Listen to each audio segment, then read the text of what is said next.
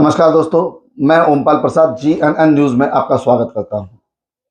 आज आपको एक ऐसी खबर की तरफ लेकर चलते हैं। आपको बता दें कि GNN न्यूज़ की टीम पहुंची थी विकासपुरी विधानसभा के बापरोला वार्ड में, जहां पर एक कार्यक्रम आयोजित हुआ। आपको बताएं, human right independent organisation of India का ये कार्यक्रम था। इस कार्यक्रम में आपको बता दें कि कोऑपरेटिव थ्रिफ्ट बैंक के नाम से भी कुछ कार्य हो रहे थे और यहाँ पर जो संस्था के अध्यक्ष हैं PK श्रीवास्तव, इन्हों का दावा है कि जो बैंकों में आप पैसा जमा करते हैं, उस पैसे को अगर आप 12 साल के लिए रखते हैं बैंक में तो वो पैसा डबल हो जाता है। वही पैसा अगर आप इनकी बैंक को देते हैं तो ये 6 साल में उसे डबल कर देते हैं। साथ ही आपको बता दें कि पार्लियामेंट स्ट्रीट के एक यहाँ पर पदाधिकारी भी पहुंचे हुए थे। उनसे भी बात की GNN संवाददाता ने, और आपको बता दें कि यहाँ पर एक प्रोसीजर और सुनने में आया कि अब जो राशन आप खरीदते हैं और जिसके ऊपर GST लगता है, बहुत सारे टैक्स उस पर लगे होते हैं, उन टैक्सों से निजात देने के लिए भी इन्होंने एक प्रावधान बनाया है, जो आने वाले समय में आपको विदाउट टैक्स का राशन भी मिलेगा, बशर्ते इनके यहाँ आपको मेंबरशिप लेनी होगी। और मेंबरशिप किस प्रकार से लेनी होगी ये आप खुद ही सुनिए PK श्रीवास्तव की जुबानी क्या बताते हैं। दरअसल में ये लोग राशन वगैरह जो लेते हैं जिसमें मार्जिन कम से कम 15 से 20% है, तो मैं सोचा कि इसको बचत करने का एक ही रास्ता है कि होलसेल सदर से इनको ला करके मुहैया कराया जाए। इससे कम 1000-1200 के लगभग बचेगा ये गरीब परिवार का। ये उसी से इनकी सोसाइटी खुल जाएगी और सोसाइटी जब खुलेगा तो ये लोन भी लेंगे और लोन से लेकर के अपना शादी ब्याह जो बच्चों का होता है या मान लीजिए ज़मीन वमीन लेना है, जब जरूरत होती है तो वो इनकी पूर्ति होगी।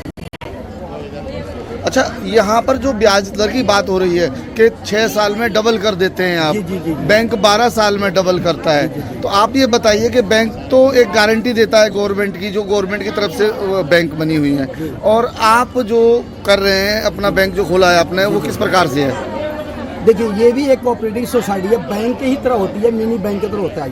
ये रूल रेगुलेशन ये पार्लियामेंट स्ट्रीट का, ये RBI के रूल के हिसाब से चलता है। इसमें आप सोचेंगे कि हम इसमें फायदा करा दें, तो ऐसा नहीं होता। ये सोसाइटी जो होती है cooperative society, no loss no profit पे चलती है। ये इसमें कमाने के लिए नहीं होता।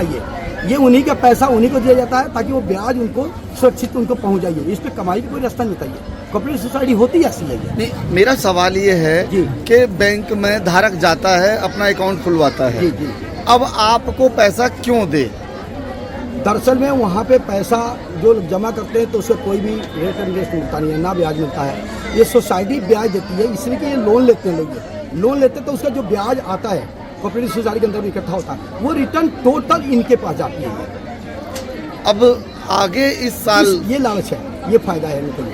अच्छा, अब ये राशन का जो आपने शुरू करना है, ये कब से शुरू हो जाएगा और लोगों को कब से आप जोड़ना शुरू कर रहे हैं? ये अगले महीने से चालू हो जाएगा, 5 तारीख से चालू हो जाए या 10 से। ये कोशिश करेंगे कि 5 तारीख को ओपनिंग कर दिया जाएगी। जब आप ओपन कर देंगे तो राशन कब से देना शुरू करेंगे? तुरंत उसी दिन पहले राशन आएगा, फिर ओपनिंग। आपने सारी बातें सुनी, PK श्रीवास्तव जी ने बताया आपको कि आपका पैसा डबल कैसे किया जा सकता है, उस पर ब्याज दर कम कैसे लग सकती है, लोन आपको कैसे मिल सकता है, और साथ ही राशन वितरण का भी आपको पूरी बात उन्होंने बताई।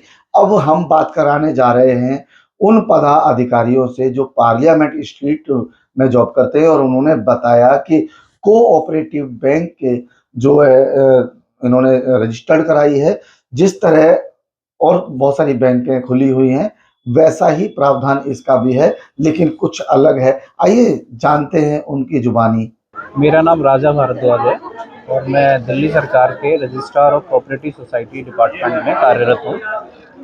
वहाँ एक बैंकिंग शाखा है, बैंकिंग ब्रांच है, जो कोऑपरेटिव बैंक और कोऑपरेटिव सोसाइटी का रजिस्ट्रेशन, उनका इंस्पेक्शन, उनका ऑडिट और उनका इलेक्शन और वेरियस जो मैटर्स होते हैं उनके डे टू डे अफेयर्स के, उनको मैनेज करता है। कोई नई सोसाइटी बनानी होती है, खासकर कोऑपरेटिव सोसाइटी, तो उनका रजिस्ट्रेशन का जो प्रोसेस है वो हमारे यहीं से होता है। बैंकों के लाइसेंस में और कोऑपरेटिव सोसाइटी के लाइसेंस में कितना फर्क, क्या फर्क है? फ़र्क मैं बताता हूँ। पहले जितने भी अभी दिल्ली में कोऑपरेटिव बैंक कार्यरत हैं, वो पहले सोसाइटी ही थे। जब उनका टर्नओवर एक लिमिट है, वो मुझे एग्जैक्ट अभी ध्यान नहीं है कितनी है, वो उस लिमिट का टर्नओवर जब उनका हो जाता है तो वो खुद अप्लाई कर सकते हैं बैंक बनने के लिए, कोऑपरेटिव बैंक बनने के लिए। आज इस मंच पर आप बैठे हुए हैं जहाँ पर सैकड़ों लोग पहुंचे हुए हैं और उनको इनाम भी मिल रहे हैं और साथ ही पीके श्रीवास्तव जी ने उनको संबोधित भी किया। तो यहाँ पर जो आपने सोसाइटी रजिस्टर्ड कराई है वो किस प्रकार की और क्या नाम है? यहाँ जो सोसाइटी अभी ये फंक्शनल है, इसका नाम है जन अधिकार cooperative thrift and credit society. ये एज ए बैंक की तरह काम करती है और इसका जो फंक्शन है पूरा बैंक जैसा ही है। लोग अपनी अपनी जमा पूंजी होती है उसको जमा कर सकते हैं और उस पर उनको ब्याज दिया जाता है, और ज़रूरत पड़ने पर अगर उनको आवश्यकता है तो वो लोन के लिए अप्लाई कर सकते हैं। लोन के लिए आपको बहुत मामूली सी जो प्रोसीजर है उनको फुलफिल करना पड़ता है। जैसे 2 व्यक्तियों की श्योरिटी चाहिए या 3 की, वो सोसाइटी टू सोसाइटी डिपेंड करता है कि भाई इस सोसाइटी ने कितने गारंटर की अपने में बायलॉज में मेंशन किया हुआ है। तो समाज में ऐसे उत्कर्ष काम करने वाले लोगों की जीएनएन न्यूज बहुत प्रशंसा करता है, उनका आभार व्यक्त करता है और हम कहते हैं कि अगर ऐसे ही लोग पूरे देश भर में सभी जगह अगर उपलब्ध होंगे और समाज के बीच रहेंगे तो कहीं ना कहीं लोगों में एक ऊर्जा आएगी और लोग एक दूसरे से मिलकर रहेंगे। और यहाँ पर आपको बता दें कि पीके श्रीवास्तव जी ने हजारों लोगों को अपने साथ जोड़ा है और उनको इन सब चीज़ों का लाभ दे रहे हैं। जीएनएन न्यूज एजेंसी से जुड़ने के लिए आप लाइक कीजिए, सब्सक्राइब कीजिए, कमेंट करके हमें बताइए अपने सुझाव। हम उन सुझावों पर अमल करने की कोशिश करेंगे और बहुत ज़्यादा जो यूनिक खबरें हैं वो आपके सामने लाते रहेंगे। नमस्कार।